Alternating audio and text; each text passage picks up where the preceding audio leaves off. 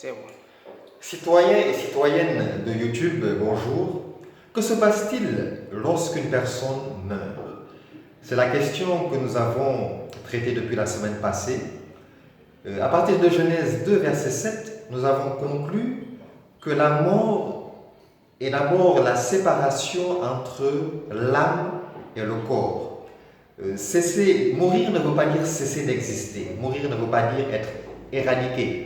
Mourir ne veut pas dire, comme le pensent certains, notamment les témoins de Jéhovah, être annihilé. Ne plus avoir conscience même de vivre. La mort, c'est d'abord la séparation entre l'âme et le corps. L'homme, l'être humain, est d'abord âme, esprit. L'homme est d'abord immatériel avant d'être corps matériel. Dans cette nouvelle vidéo que nous faisons, nous voulons progresser un peu plus dans notre réflexion et répondre à cette question, notamment assez complexe. Que se passe-t-il à proprement dit lorsque l'homme meurt? Il y a plusieurs théories populaires qui ont été véhiculées, selon laquelle l'une d'entre elles, majoritairement répandue dans le monde, est que lorsque l'âme d'une personne meurt, elle va dans le monde des ancêtres. Elle est très répandue dans les religions traditionnelles africaines. Il va retrouver sa famille, ses anciens, ses proches. Une autre théorie qui est assez populaire est celle selon laquelle lorsqu'une personne meurt, son âme se réincarne. La réincarnation, elle est très développée dans les religions polythéistes, notamment chez les bouddhistes.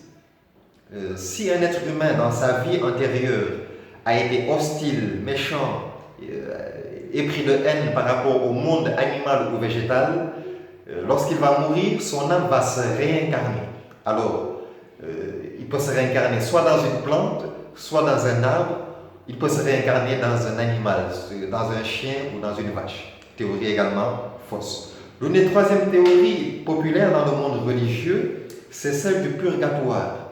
La théorie selon laquelle lorsqu'une personne meurt, son âme va dans un endroit, quelque part dans l'au-delà, et dans cet endroit, la personne subit une sorte de purification, de sanctification. Son âme est purifiée avant de pouvoir accéder au paradis. Et la purification de l'âme de cette personne, en tout cas, dépend en partie d'autres personnes qui sont sur la terre, qui peuvent prier pour elle. Et par ces prières ont valeur de sanctification, ces prières ont valeur ces prières sont salvifiques pour l'âme qui se trouve effectivement dans ce purgatoire. Effectivement, la Bible, la parole de Dieu, n'enseigne pas cette théorie, ni les deux autres précédentes qui ont été citées. Que se passe-t-il lorsqu'une personne meurt?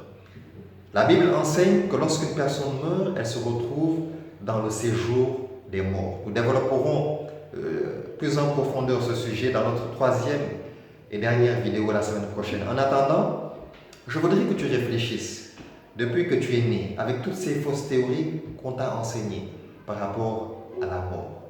Quand une personne meurt, où va-t-elle? Je te laisse avec cette question et je vous donne tous rendez-vous la semaine prochaine. En attendant, que Dieu vous bénisse en Christ et pour Christ seul. Amen.